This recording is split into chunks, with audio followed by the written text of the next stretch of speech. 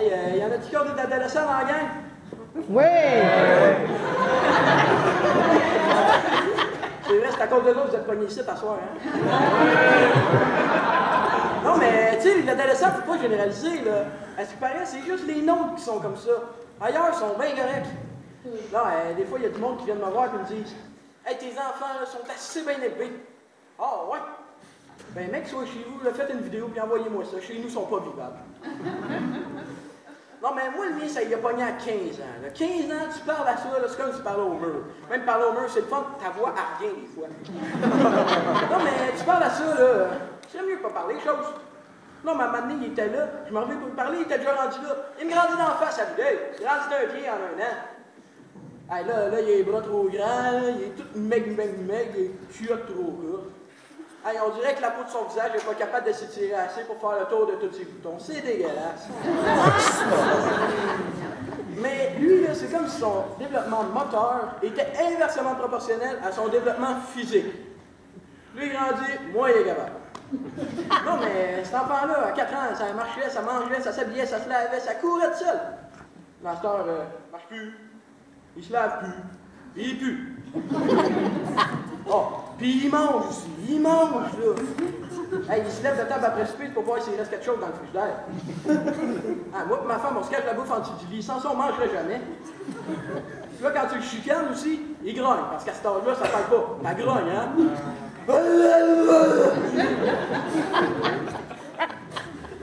Non, mais lui, la seule fois qu'il fait dans la vie, il mange puis il grogne, il mange puis il grogne. Tellement qu'à un moment donné, je vais voir ma femme puis je lui dis ça. Hey, cet enfant-là, là, il mange puis il grogne, il mange puis il grogne. À ce point-là, je me demande si on serait pas mieux avec un gros chien. Non, mais tu sais, un gros chien, ça mange puis ça grogne, mais au moins quand tu lui fais plaisir, ça se fait aller à la queue. Tu sais, lui, avant qu'il se fasse aller quelque chose. Non, mais à un moment donné, je pensais qu'il était pour se faire aller. Un soir, je reviens de travailler, il m'a attaché dans le frigidaire, comme d'habitude, buvait à la peine de lait. Ah, là, je passe à côté de lui, puis là, il me regarde et me dit il dit, je suis bien grave avec toi. Ah, et il voulait me dire, je fais un party ici samedi soir. Je m'en vais voir ma femme, je lui dis, hey, c'est le fun, tu vas pouvoir voir comment c'est les jeunes aujourd'hui. C'est plate, là. Non, mais tu sais, là, sa gang, elle arrive, là. Là, il s'assoit. Là, il écoute la musique. 4 heures de temps. Hey, c'est pas drôle, à un moment donné, il y en a un qui a voulu, il a fait un saut. C'est exprès malade, le va se tuer de la petite vache dans le cuisine, oui. Non, mais moi et ma femme, on est tellement découragés. Là, on n'appelle même plus ça découragé. Tellement découragés, un soir, on a écouté l'autre télévision. Non, mais c'était un psychologue, là, il parlait des adolescents. Là, on s'est dit, bon, on va écouter ça, ça peut peut-être nous aider à comprendre ce qui se passe dans la vie de notre jeune. Le psychologue, il part, il dit, bonsoir, mesdames et messieurs. Je dis, bonsoir, je réponds tout le temps. Là, il dit, vous savez, c'est très difficile d'être adolescent de nos jours. Je pense qu'on avait remarqué, nous, hein? Il dit, mais tu sais, c'était beaucoup plus facile quand nous étions adolescents dans notre temps. Il dit, comme rien, lui. Comment ça, c'était plus facile? On n'avait rien. Rappelle-toi, nous, on n'avait rien. Il dit, c'était plus facile parce que nous n'avions rien. Ah, ben, il connaît ça. Ah, mais il dit, puisque nous n'avions rien, nous étions ouverts devant tout. Le problème avec les adolescents de nos jours, c'est qu'ils ont tout. Donc, ils sont ouverts devant rien.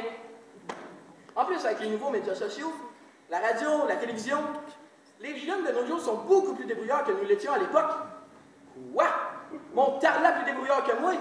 Elle gagnait ma vie à son âge, moi. Commençait à travailler à 13 ans.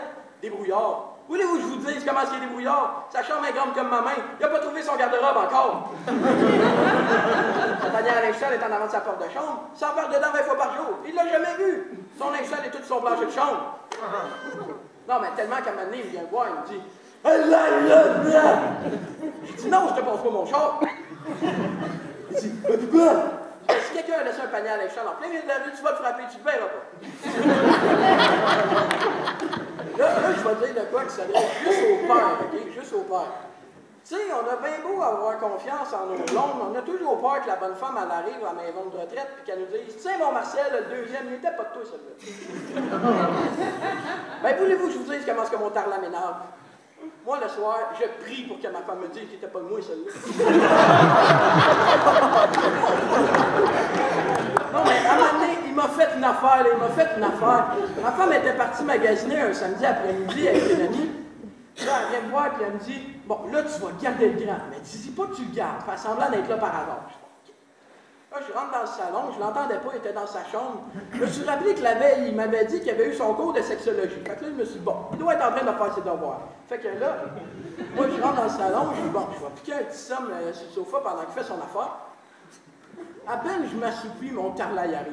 Je dis, là, qu'est-ce que tu veux, là? Papa est fatigué, il veut dormir un petit peu. Il dit, je dis, non, le papa est fatigué, il veut dormir un peu. Je dis, non, papa est fatigué, il veut dormir. Je dis, bon, ok, c'est fatigant. Il voulait que je l'amène dans un magasin de linge pour les jeunes, là, tu sais. C'est du linge neuf qui a de l'air vieux, tu sais, le déchiré et le salisse tout d'avance, là. Là, je me lève puis je m'habille pour aller là-bas. Là, à peine je rentre dans le garage, le téléphone sonne. Non, mais rappelez-vous, je suis dans la moi, là, je suis tout seul avec lui. Qu'est-ce qu'il va faire? Je l'ai tout seul dans le garage. La dernière fois, il m'a arraché toutes les barreaux de la galerie. On va le voir, il dit, hey, qu'est-ce que t'as fait là? Il dit, il m'avait jamais dit qu'il n'avait pas le droit de le faire. Imaginez qu'est-ce qu'il peut faire tout seul dans le garage, là. Non, c'est pas que j'avais peur pour mon char, il était barré. C'est juste que, moi, à côté de mon auto, j'ai mon établi. Et sur mon établi, il y a mes outils. Et mes outils, c'est sacré. On ne touche pas à mes outils. Moi-même, j'ai jamais touché. Non, mais tu sais, en plus, avec mes outils, moi, j'ai un coffre en bois que mon grand-père a gossé en main en 1914. C'est précis, on ne joue pas avec ça, là. Tu sais, en même temps, si moi, je l'envoie répondre, puis qu'il répond « Allez, puis c'est un client, je vais perdre un client, moi. » Là, je dis « Bon, je vais aller répondre, mais je vais dire de ne pas bouger. » Là, on va voir, je dis « Bon, là, bouge pas. Reste là, bouge pas. » Là, je suis allé répondre. L'affaire, c'est que je suis resté un peu longtemps au téléphone. Quand je suis revenu dans le garage, mon tarlat, il avait rentré des clous de 4 pouces dans le coffre en bois de mon grand-père. Là, il avait peur, il m'en aperçoive. Fait qu'il essayait d'essuyer avec mon aiguille. Là, je rentre dans le garage, je dis, hey, tu fous, mais qu'est-ce que t'as fait là? Il me dit, ah ouais, va-t'en dans ta chambre, va-t'en dans ta chambre! Là, il était tellement offusqué que je le traite de tarlat. Il m'a regardé puis il m'a parlé franc. Il me regarde puis il me dit, je dis, qu'est-ce que tu as dit? Il dit, j'ai jamais demandé de venir au monde. J'ai dit, ben une chambre, mon petit gars, que t'as pas demandé. Parce qu'avec la face que t'as, la réponse aurait été non!